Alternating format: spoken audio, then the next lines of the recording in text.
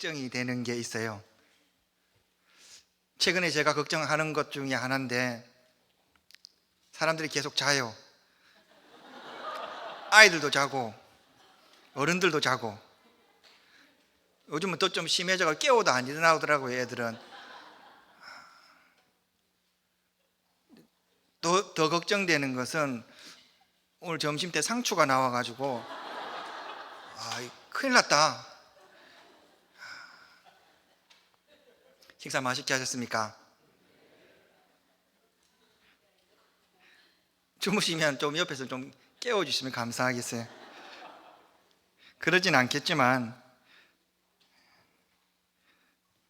예수 그리스도께서 십자가에 돌아가시고 이 하늘로 부활승천 하신 후에 제자들에게 예루살렘을 떠나지 말고 이곳에서 내려주시는 성령을 기다리라라고 말씀해 주었고, 제자들, 특별히 이 120문도는 이 마가의 다락방이라고 하면 좀 그렇는데 큰 건물이지요. 3층에 있는 큰 건물에 모여가지고 이 한 목소리로 기도했습니다. 그때에 이 성령이 비둘기 같이 내리고 이 각각의 이 사람들이 이 방언을 하기 시작하는데, 그때 이 방언은 우리가 하는 방언, 따따라붙다 이런 방언이 아니라 상대방이 정확하게 알아들을 수 있는 언어로서의 방언을 선포하기 시작했어요. 그와 같은 사실을 어떻게 알 수 있느냐라고 하면, 때 유월절을 지키러 왔다가 이 오순절까지 끝까지 머물러 있는 그 수많은 외국에 살던 이 디아스포라 유대인들이 자기들이 살고 나고 태어났던 그곳의 방언, 그것의 언어로 이 예수 그리스도에 대해서 이 선포하기 시작하는 거예요. 그것에 깜짝 놀라서 그들이 너무나 놀라고 충격을 받았는데, 이 베드로가 그들 향해서 일어서서 이 설교한 내용이 이 오늘 본문의 말씀이고, 왜 이와 같은 일이 생겼느냐라고 할 때에 이 베드로는 이 요엘서 2장 28절에서 이 32절의 말씀을, 말세에 내가 너희에게 성령을 부어주리니 자녀들은 예언할 것이오라는 쭉 이런 이 내용들이 왜 일어났는가를 설교로서 그들에게 강론해 주고 있어요. 베드로가 한 말씀은 이런 거예요. 요엘서의 예언이 마침내 이루어졌다. 요엘이 예언한 그 예언, 이 종말은 예수 그리스도께서 이 땅에 오셨을 때, 그리고 다시 오실 그때까지의 그 기간을 종말이라고 하는데, 그 기간 동안에 주 예수 그리스도를 구주로 고백하는 사람들에게 하나님께서 성령을 물붓듯이 부어주셔서 구원받은 백성으로 삼아 주시겠다라는 말씀을 이 베드로가 선포해주고 있는 것을 보게 됩니다. 그리할 때 이 베드로는 이 끝에, 그 설교의 끝에 그들에게 다소 이제 충격적인 이야기를 하는데, 이 36절의 말씀이 이 말씀이에요. 너희가 십자가에 못 박은 이 예수를 하나님이 주와 그리스도가 되게 하셨느니라 라고 말하면서, 너희들이 죽였던 예수 그리스도께서 하나님이 되시고 부활의 주가 되셨다라는 말을 해요. 이 말이 사실이라면 이 말씀을 듣는 사람들은 이 하나님의 아들을 죽인 사람이기 때문에 심판을 받아야 되는 이 신성모독죄 중환죄를 저지르게 되었어요. 그때 그들이 이렇게 이야기하죠. 그러면 우리가 어떻게 해야 되는가? 도대체 어떻게 해야 구원을 받느냐? 어떻게 해야 되느냐라고 질문할 때에, 오늘 본문에서 베드로는 그들이 질문하는 어떻게에 대해서 세 가지를 이야기해줘요. 첫 번째는 우리의 구원은 어떻게 이루어지는가? 우리의 구원은 어떻게 이루어지는가? 두 번째로는 구원받은 백성은 어떻게 살아가야 되는가? 세 번째로 구원받은 백성들의 무리인 교회는 어떻게 부흥하고 잘 될 수 있는가를 이 오늘 본문의 말씀을 통해서 우리에게 증거해 주고 있는 것을 보게 됩니다. 예와 삭제하고 그냥 담백하게 본문 말씀을 전할 것인데, 이 말씀이 우리들에게 다른 어떤 기교가 아니라 반드시 들어야 될 말이고 가슴속에 깊이 새겨야 되는 하나님의 음성이라는 그 마음 가운데 이 말씀을 잘 들었으면 좋겠습니다. 첫 번째로 베드로는 우리가 어떻게 구원 받아야 되는가? 우리 구원은 어떻게 이루어지는가를 설명해 주고 있는 것을 보게 됩니다. 베드로의 설교를 들은 많은 사람들은 베드로에게 이렇게 질문해요. 우리가 어떻게 해야 되는가? 우리가 어떻게 이 죄악에서 벗어나야 되는가? 우리가 어떻게 구원받아야 되는가? 라는 질문을 할 때 베드로는 그들이 구원받기 위해서는 두 가지 행위가 필요함을 이야기해 주고 있어요. 그 두 가지 행위가 무엇이냐 하면 본문 38절에서 먼저는 그들에게 회개할 것을 요구해 주고 있고, 두 번째는 예수 그리스도의 이름으로 세례를 받으라 라고 말씀해 주고 있는 것을 보게 돼요. 먼저 베드로는 그들을 향해서 그들이 구원받기 위해서는 먼저 회개하라 라고 말해 주고 있습니다. 여러분, 우리가 생각하는 이 회개와 베드로가 말하는 회개는 약간 틀린 것이 있는 것 같아요. 이스라엘 백성들을 향해서 특별히 사도행전 2장에서 이스라엘 백성들이 회개해야 될 것은 크게 두 가지가 있어요. 먼저는 그들의 구원자 되시는 예수 그리스도를 십자가에 못 박아 죽였기 때문에 그것에 대해서 회개하라라고 명령해 주고 있는 것을 보게 됩니다. 여러분, 이 두 번째는 그들은 회개하라라고 할 때에 주 예수 그리스도를 십자가에 못 박아 죽었을 뿐만 아니라 이전에 그들이 하나님의 선지자들이 기록된 이 반복된 말씀을 그들이 들었음에도 불구하고 하나님의 말씀을 잘 이해하지도 못했고 하나님의 말씀을 잘 알지도 못했기 때문에 성경에 무지한 것에 대해서 그들이 회개할 것을 요구해 주고 있는 것을 보게 돼요. 여러분, 한번 잘 생각해 봅시다. 우리가 어떤 죄를 지었다, 실제적으로 죄를 지었다라고 했을 때에 우리 마음속에 그 죄에 대한 죄책감이 있어서 하나님 앞에 나와 회개할 것입니다. 그런데 어때요? 내가 지은 죄에 대해서 잘 모른다라고 할 때에 그것을 회개하라라고 하면 쉽게 납득이 되지 않을 거예요. 그런데 오늘 본문 속에서는 하나님의 말씀을 알지도 못하고 깨닫지도 못하는 것, 그것을 죄라라고 말씀해 주고 있는 것을 보게 돼요. 무지한 것도 죄이고 무지하기 때문에 그 말씀을 알지도 못하고 깨닫지도 못하기 때문에 그것이 심판의 대상으로 전락할 수 있음을 이야기해 주고 있습니다. 그러므로 우리가 하나님의 말씀을 잘 알지 못하는 것, 이것은 그냥 무지로서 내가 모른다, 내가 그냥 노력을 하지 않았다, 이런 정도가 아니라 하나님 앞에 중한 죄를 저지르고 있다는 것을 성경은 말씀해 주고 있습니다. 여러분, 그리할 때에 본문이 말하는 이 회개에 대한 정확한 정의를 한번 알 필요가 있는 것 같아요. 회개라고 하면 우리가 생각하는 회개는 어때요?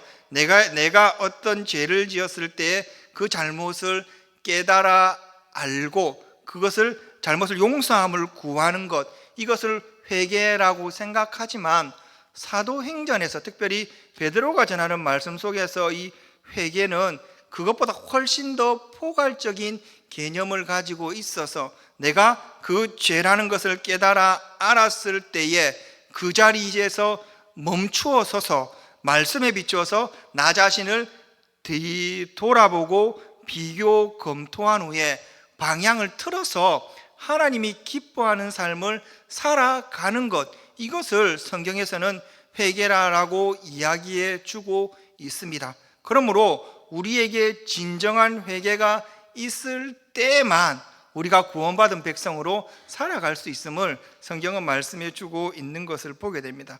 두 번째로 우리의 구원이 어떻게 이루어지는가라고 할 때에 오늘 성경 속에서는 예수 그리스도의 이름으로 세례를 받으라라고 말씀해 주고 있습니다. 예수 그리스도의 이름으로 세례를 받으라라고 말씀해 주고 있어요. 여러분, 이 세례가 무엇입니까? 세례? 이 세례라고 하는 것은 지금 사도행전 이 시대에 특별히 이 초대교회 시대의 세례는 우리가 알고 있는 세례보다는 약간 다른 개념을 갖고 있었어요. 세례를 받는다라고 하는 것은 이 하나님을 알지 못하는 이방인이 이 세례 의식을 통해서 하나님의 백성이 되는 것, 유대교 신자가 되는 것, 이것을 그 시대 속에서 세례라는 말로 표현해 주고 있어요. 그런데 세례 받는다라고 할 때에 그냥 세례 받는 것이 아니라 예수 그리스도의 이름으로 세례를 받을 것을 말씀해 주고 있습니다. 지금으로 말하면 우리처럼 약식에 물을 뿌려서 하는 세례가 아니지요.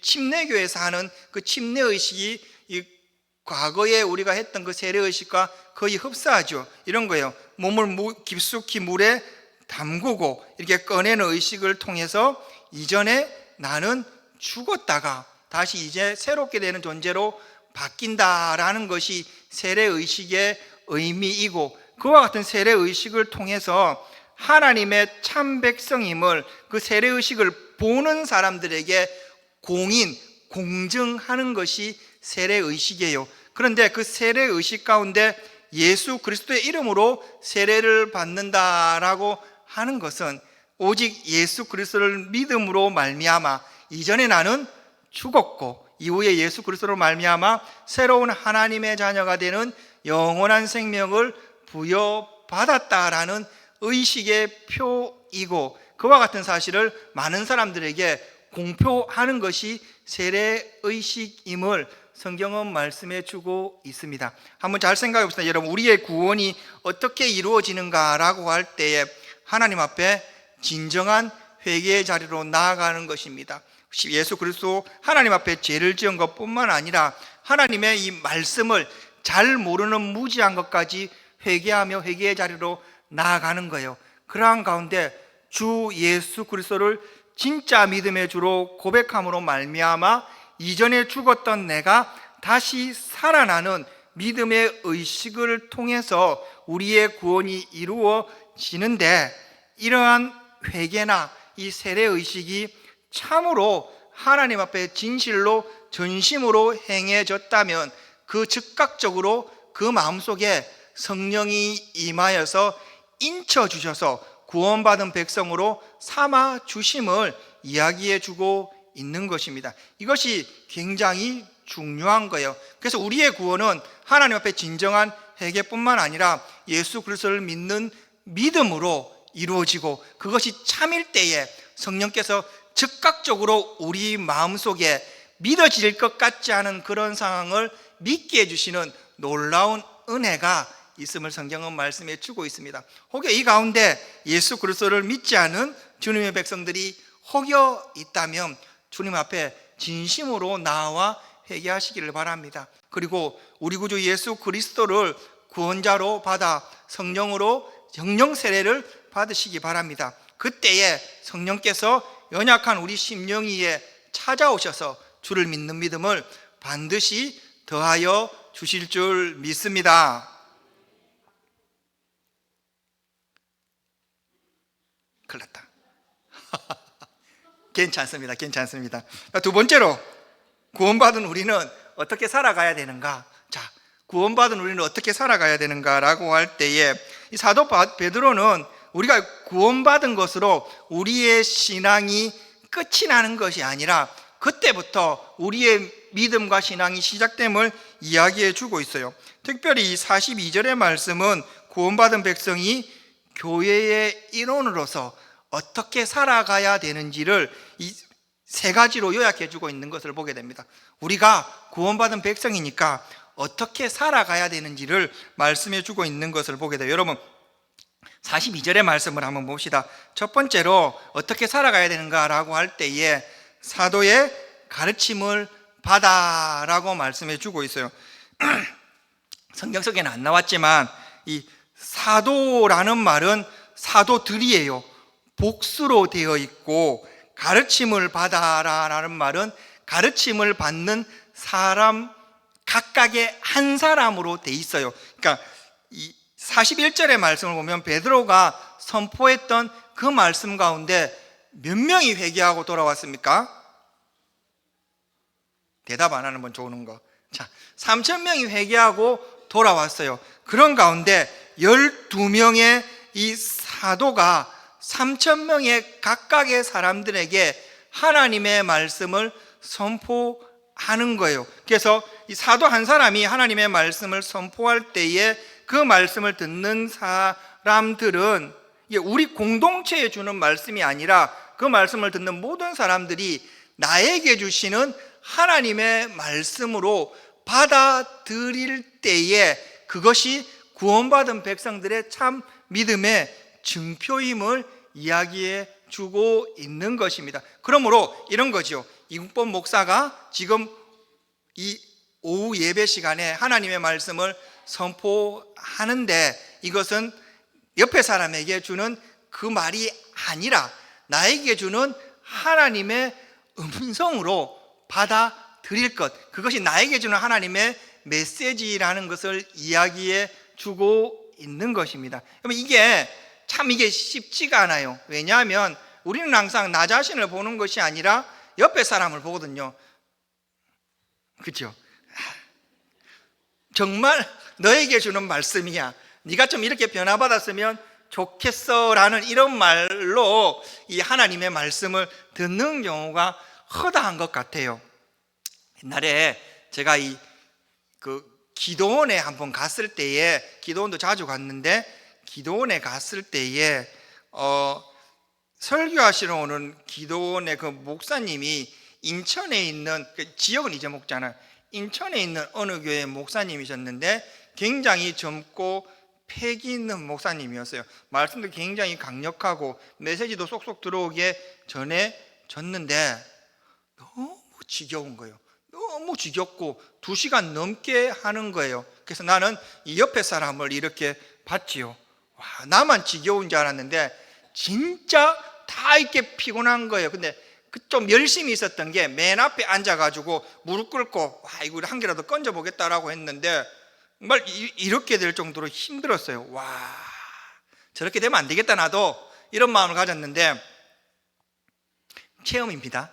절대적인 가치는 있는 것이 아닌데 기도를 했는데, 원래 기도원에 가면은 그 끝에 이 강사 목사님이 통성기도 시키고 들어가 버려요. 오라 하면서 끝에 한 몇 번 기도하고 쓱 들어가 버려요. 이제 제가 눈을 감고 기도하는데 목사님의 이 움직임이 보이는 거예요. 난 내가 살짝 이상해진 줄 알았어요. 사람이 보이는 거예요. 이렇게 움직이면 보이고 이렇게 움직이면 보이는 거예요. 그리고 동그랗게 이렇게 이 기도의 영역처럼 이분이 움직이는 거예요. 근데 고개도 나르게 이렇게 따라 움직였어요. 아, 이거 정말 신비한 체험이구나 했는데 이분이 쑥 들어가는 것까지 제가 이게 확인을 했어요. 제가 그때 깊이 조금 회개하고 깨달았던 것이 무엇이냐면, 하나님은 우리에게 각각의 개별된 은혜를 우리에게 주시는 거예요. 팍팍팍팍 주시는 거예요. 근데 우리가 사실 그 말씀을 받기 위해서 그 마음밭이 준비가 안 됐기 때문에 튕겨내고 옆 사람을 보고 그 말씀을 받아들이지 않고 나에게 주신 말씀으로 여겨지지 않는 가운데 계속해서 변화되지 않는 거예요. 하나님의 말씀은 말의 기술과 사람의 어떤 모습으로 전달되는 것이 아니라 그래도 하나님의 종을 통해서 전달되고 그 말씀을 통해서 우리에게 확실하게 전해줍니다. 나에게 주신 말씀이고 각각 나에게 주신 말씀이고 그 말씀을 붙잡고 살아가기를 원하십니다. 사도들이 각각의 사람들에게 하나님의 말씀을 붙잡고 살아갈 것을 성경은 우리들에게 요구해주고 있는 것을 보게 됩니다. 여러분, 이 두 번째로 우리는 어떻게 살아가야 되는가라고 할 때 서로 교제하며 떡을 떼며라고 말씀해 주고 있습니다. 여러분, 이 하나님의 말씀을 가르칠 뿐만 아니라 이 성도 간의 교제가 우리가 해야 될 중요한 일임을 성경은 말씀해 주고 있어요. 믿음은 홀로 잘 믿는다고 해서 그 신앙이 유지되지는 않아요. 사실 믿는 사람들과 함께 모여 신앙생활 하면서 나의 믿음이 옳은지 그른지를 끊임없이 생각하고 바꾸기 위해 노력해야 됩니다. 그래서 항상 성도 간의 교제가 필요해요. 이것이 되지 않으면 우리의 신앙이 굉장히 힘들고 어려워져요. 다락방이라는 이단이 있습니다. 여러분 알고 있습니까? 다락방이 올라가는 것이 아니라 그 다락방이라는 이단이 있어요. 사실 이 다락방이라는 이 이단은 원래는 이단이 아니었어요. 전도의 열심을 가지고 특별하게 전도해야 된다라고 외치는 가운데 사실 약간의 그 교회적인 갈등 가운데 분리가 되었어요. 근데 여러분, 근데 교회 간에 분리가 되면서부터 이 다락방이 진짜 이단이 되고 말았어요. 성도 간에 교제가 없어지고 그 말씀에 이 교정이 없는 가운데 자기 마음대로 하나님의 말씀을 해석하고 진짜 이단이 되어서 이 세상을 어지럽히는 것을 보게 됩니다. 조금 힘들지만 이 성도 간에 손을 잡아주고 같이 밥을 먹고 서로 위로하고 이 교회 안에서 믿음의 교제를 할 때에 단순히 이것이 우리가 밥을 먹고 안부를 묻는 것이 아니라 우리의 신앙을 견고하게 하는 중요한 수단임을 성경은 말씀해 주고 있습니다. 세 번째로 우리는 어떻게 믿음이 있는 구원받은 우리는 어떻게 살아가야 되는가라고 할 때에 오로지 기도에 힘쓰라라고 말씀해 주고 있습니다. 말씀의 지식이 있어야 되지요. 그리고 성도의 교제가 있어야 되지요. 이것뿐만 아니라 하나님과의 진짜 친밀한 믿음의 관계가 우리에게 필요함을 이야기해 주고 있습니다. 한번 생각해 봅시다. 여러분, 이 구원받은 우리들이 어떻게 살아가야 되는가라고 할 때에 하나님의 말씀, 선포되는 그 말씀을 하나님의 음성으로 받아들이는 말씀의 지식이 있어야 됩니다. 그리고 성도의 교제가 있어야 됩니다. 그리고 하나님을 향한 간절한 기도가 있어야 됩니다. 그런데 이 세 가지 중에 밸런스가 안 맞아 버리면 사실 우리의 신앙이 굉장히 힘들어져요. 어때 한번 다른 거 다 안 하는데 주구장창 말씀만 읽는 사람이 있다고 생각해 보다 기도 안 하고 교제 안 하고 계속 말씀만 읽는다라고 하는 사람이 있다 생각해 봅시다. 이 사람은 굉장히 교만해요. 굉장히 교만해요. 자, 말씀을 읽지 않고 교제도 하지 않고 오직 기도만 하는 사람이 있다라고 해 봅시다. 고집이 얼마나 센 줄 몰라요. 말씀도 읽지 않고 기도도 하지 않고 교회만 왔다 갔다 하는 사람 있다라고 한다면 그냥 교회는 하나님을 예배하는 장소가 아니라 친교의 장소처럼 생각하게 되는 것이죠. 그래서 말씀, 기도, 교제가 우리의 믿음을 견고케 하는 것이고 신앙 믿음 있는 사람들은 그 말씀, 기도 생활의 이 밸런스를 잘 맞춰 살아갈 때에 참된 믿음의 신앙이라는 것을 여러분 꼭 기억하시기를 바랍니다. 자, 상추의 효과가 나타나는 것 같습니다. 이걸 한번 해보겠습니다. 이걸 자, 팔을 이렇게 한번 해봅시다. 자, 근데 제가 하는 걸 따라하는데 쭉 뻗어야 됩니다. 소리를 내면 안 됩니다. 소리는 반칙입니다. 이 상태에서 뒤집습니다. 그대로. 자, 여기까지는 잘 하셨죠? 위로 그대로 올리겠습니다. 오른쪽. 오른쪽입니다. 오른쪽. 왼쪽. 자, 바로 엄청나시네요. 자, 세 번째로 그렇다면 이 구원받은 백성들의 모임인 교회는 어떻게 해야 부흥하고 잘되고 흥황할 수 있는가라고 할 때에 47절의 말씀 보시면 여러분 이렇게 기록되어 있어요. 하나님을 찬미하며 온 백성에게 칭송을 받으니 주께서 구원받은 백성을 날마다 더하게 하시니라 라고 말씀하고 있는 것을 보게 됩니다. 이래 할 때 이 땅의 교회가 어떻게 부흥하고 어떻게 흥황할 수 있는가라고 할 때에 첫 번째는 43절의 말씀에서 이렇게 기록되어 있어요. 사도들로 말미암아 기사와 표적이 많이 나타나니라고 말씀해 주고 있어요. 왜 사도들을 통해서 이런 기적과 이적이 많이 나타났을까요? 12명이 3,000명을 가르치고 그들에게 복음을 전해야 되기 때문에 영적인 리더십과 그 권위를 위해서 하나님께서 특별한 은혜를 그들에게 더하여 주신 것을 성경은 말씀해 주고 있어요. 뒤집어서 이야기하면 이런 거예요, 여러분. 교회가 어떻게 하고 부흥하고 흥황할 수 있는가라고 말하면 앞선 사람들이 존경받을 만한 믿음의 행위, 믿음의 표적을 삶에서 나타낼 때에 그 교회는 부흥하고 흥황할 수 있다는 거예요. 우리는 수단을 생각해요. 이렇게 하고 이렇게 하면 교회가 발전할 것이고 부흥할 것이다라고 생각해요. 그런데 우리 교회의 수준을 가장 잘 알 수 있는 방법이 있어요. 나를 보면 돼.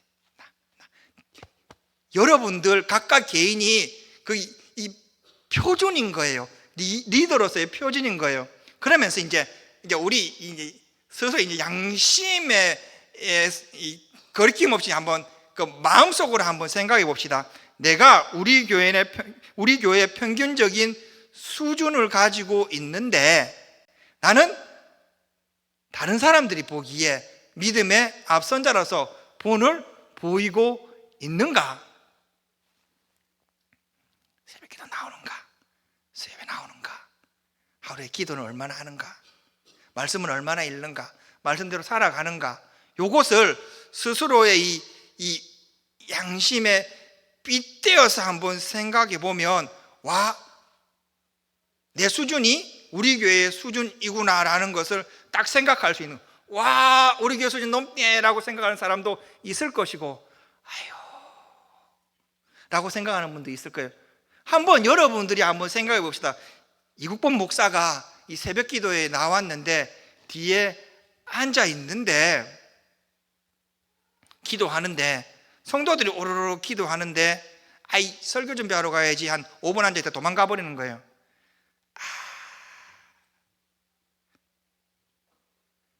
기도 열심히 해야 되는데 성도들만큼 기도를 못하는 거예요.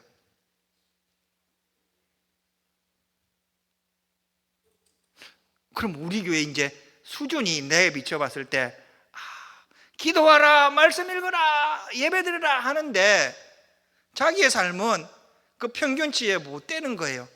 그러면서 우리 기도는 이렇게 하는 거. 우리 교회 부흥했으면 좋겠어요. 전도잔치 엄청나게 많이 나왔으면 좋겠어요. 새신자 작정 많이 하고 왕창 모았으면 좋겠어요. 가득 찼으면 좋겠어요. 여러분들은 애들 표현으로 니는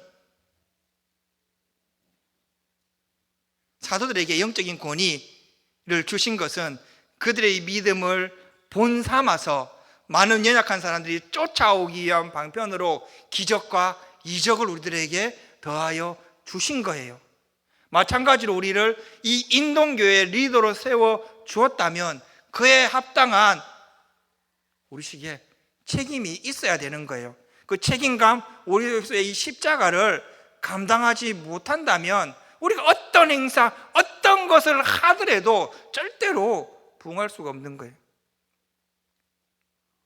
우리 집에서 맨날 혼납니다. 제가 그 십자가 얘기 좀 하지 말라고, 십자가를 짊어지는 것 좀 그만 좀 했으면 좋겠다고. 할 줄 아는 게 이거밖에 없는데 어떻게 해요?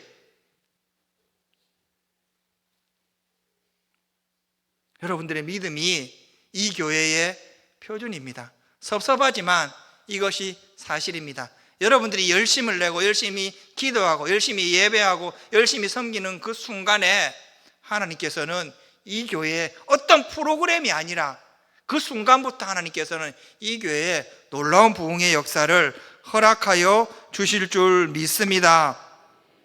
두 번째로 여러분, 이 땅에 구원받은 백성들의 모임인 이 교회는 어떻게 부흥하느냐라고 할 때에 46절의 말씀을 보십시오. 날마다 마음을 같이하여 성전에 모이기를 힘쓰고. 교회 모이라고 이야기해 주고 있어요. 그냥 교회 모이면 일이 생기는 거예요. 기도할 거리도 생기고, 그리고 하나님의 뜻도 말씀도 보게 되고, 그리고 간증거리도 생기고, 이것을 얘기해 주고 있는 거예요. 모이기를 힘쓸 때에 그 교회가 부흥하고 흥황할 것을 성경이 말씀해 주고 있습니다. 집에서 유튜브 보지 마시고 TV 보지 마시고 교회에 오십시오. 그 교회에 와서 하나님의 말씀을 읽고 질문도 하고 그 말씀 안에서 우리가 서로가 위로하고 격려할 때에 우리 안에서 이미 부흥이 시작되는 것입니다. 지금 이제 우리 교회는 근데 이 말이 이제 해당 사항이 별로 없는 것이 엄청 잘 모이거든요. 어떻든 간에 교회에 와가지고 하나님의 일을 하고 헌신 봉사하시는 분들이 정말 많거든요. 그래서 모이기를 힘쓸 때에 그 교회가 잘 되는 교회고 부흥하고 흥황하는 교회라고 말씀해 주고 있습니다. 세 번째로 이 땅에 구원받은 백성들의 모임이 이 교회는 어떻게 부흥하고 흥황하는가라고 할 때 47절의 말씀을 보시면 백성에게 칭송을 받으니 라고 말. 이 백성이 같은 믿는 무리들이 아니고 이 예수 그리스도를 믿지 않는 교회 밖에 사람들을 이야기해 주고 있는 거예요. 교회 밖에 사람들에게 이 교회가 그리고 교회 안의 성도들이 인정받는 거예요. 그때부터 부흥이 시작되는 거예요. 근데 어느 순간부터 우리는 교회의 담벼락을 너무 높여서 이 교회 밖의 사람들을 사탄으로 생각해요. 그래서 마음에 안 들면 땅 밟게 하고 거기 이제 전도지 이렇게 뿌리고 막 손으로 찍고 기도하고 이런 게 아니고 교회가 그 담벼락을 낮추는 가운데 그 사람들보다 훨씬 더 정직해야 되는 거예요. 도덕적으로도 윤리적으로도 뿐만 아니라 하나님의 이 말씀을 붙잡고 그들이 보기에도 옳다는 이 사실을 보여줄 때에 사실은 전도지 100장, 2000장보다 훨씬 더 큰 능력이 거기서부터 나타나는 거예요. 사실 우리 황상동이나 인동 쪽에 이 전도를 하면 우리 교회가 어떤 일을 했는지를 제가 몸소 체감하고 감동이 올 때가 있어요. 뭐냐니까 쭉 돌면은 가게에 들어가서 막 이렇게 하면은 너무 환대를 많이 해주고, 저 인동교회 주일학교 출신이라고 머리가 흐으신 분들이 너무 고맙다고, 거기에 잘 있냐고 그 받고 기쁘게 너무 감동이 있는 거예요. 근데 구평동 쪽으로 넘어가면요, 받기는 받는데 저녁에 오면 그 자리에 우리 전도지와 물품들이 그대로 있어요. 제가 저녁에 그 산책으로 와서 그 자리에 가보면 그걸 제가 비슷하게 그대로 수거해 와요. 근데 그분들이 왜 교회를 이렇게 미워하느냐라고 할 때에 우리가 우리 안에 이 죄와 우리의 연약함을 스스로 정할 수 없는 능력을 상실해 버렸기 때문이에요. 우리는 죄를 짓고 실수할 수도 있잖아요. 목회자도 그렇고 직분자도 그렇고. 그럴 때 이 세상보다 더 엄격한 하나님의 법 아래서 그 사람의 죄를 치리하고 믿음으로 바로 세워야 되는 거예요. 우리가 좋아하는 이 존 칼빈이나 마르틴 루터 시대 때 그 교회 안에서 이 치리를 받은 사람이 교회의 60% 70%가 넘었다고 해요. 세상의 윤리보다 훨씬 더 까다롭게 정직하게 그들은 이 교회 안의 백성들을 다스렸던 거예요. 그러다 보니 세상의 법에 비춰 봤을 때 훨씬 더 정직함을 세상에 보여주는 것이죠. 그런데 오늘날의 이 교회와 한국교회의 성도들과 목회자들의 모습은 어때요? 닫아버리는 거죠. 그 죄를 감추어 버리는 거지요. 욕하고 추악한 죄를 덮어버리는 거죠. 아, 우리 목사님, 우리 교회, 우리 교인이라고 말하면서 교회를 숨어버린 세상 사람들은 자신들보다 못한 그 교인과 목회자들을 향해서 손가락질하고 그들이 전하는 전도지를 절대로 받지 못하는 거지요. 이 오늘 본문 속에서 이 초대교회 성도들 가운데 이 교회가 이러한 모습으로 나타났다고 그래요. 온 백성들에게 칭송을 받았다라고 말씀해 주고 있습니다. 믿지 않는 사람들에게 훨씬 더 믿음 있는 사람처럼 그 정직을 드러낼 때에 교회가 부흥하고 흥황했음을 이야기해 주고 있습니다. 이 땅에 이 교회는 어떻게 해야 부흥하고 흥황하는가? 전도잔치 10,000번 하는 것보다 믿음의 사람들이 정직하게 하나님의 말씀을 쫓아 따라갈 때에 놀라운 부흥의 역사가 일어났음을 이야기해 주고 있어요. 성전에 모이기를 힘쓰라라고 말씀해 주고 있습니다. 세상 사람들보다 훨씬 더 엄격한 잣대로 교회 안의 성도들을 양육하고 자라게 하고 세상 사람들보다 훨씬 더 정직하게 살아갈 때에 세상 사람들이 보기에 칭송받는 교회가 될 것을 성경이 말씀해 주고 있습니다. 우리 인동교회가 하나님의 말씀 안에서 부흥하고 흥황하는 교회가 되었으면 좋겠습니다. 오늘 이 본문의 말씀을 통해서 말씀을 한번 정리해 보는데 짧지만 많은 이야기를 우리에게 하는 것 같습니다. 우리는 어떻게 구원받는가? 구원받은 백성은 교회의 일원으로서 어떻게 살아가야 되는가, 그리고 교회는 어떻게 부흥하는가라는 것을 살펴보았습니다. 그런데 여러분, 지금까지 제가 전했던 이야기는 한번 머릿속에서 싹 지워버리고 이 사도행전 안에서 진짜 우리에게 전해주는 그 말씀이 있어요. 이게 좀 이상한 것이 있어요. 이 사도 베드로가 복음을 선포하고 얼마 지나지 않아서 스데반의 이 죽음 이후에 이 초대교회 성도들은 이 예루살렘 바깥으로 다 흩어져 버렸어요. 다 흩어져 버렸어요. 그리고 이방인의 이 교회에서 지원을 받아야 될 정도로 예루살렘 교회는 열악하게 바뀌었습니다.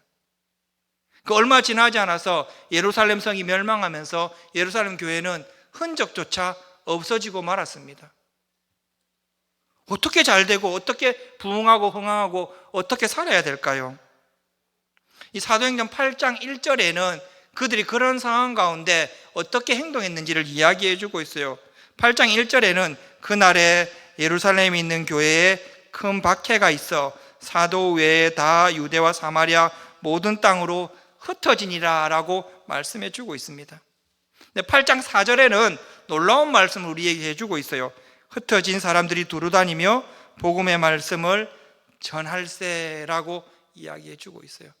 비록 하나님의 폭발적인 은혜로 부흥하고 성장한 그 교회 성도들이 교회가 망한 것처럼 없어졌지만 그 땅의 성도들은 한 사람의 교회로서의 역할을 감당하기 위해서 각각 흩어지는 각각의 자리로 나아가서 복음을 증거하고 그들이 계속 온 세상에 퍼져서 교회를 반복하여 만들어갔음을 성경은 우리들에게 말씀해 주고 있습니다. 성도가 무엇이고 교회가 무엇이겠습니까? 여러분들이 교회입니다.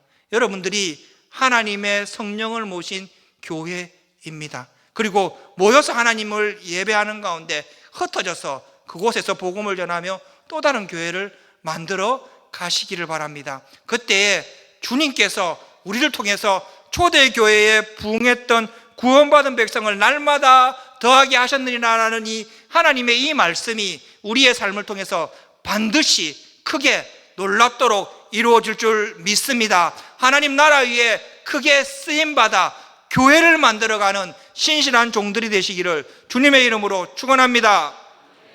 기도하겠습니다.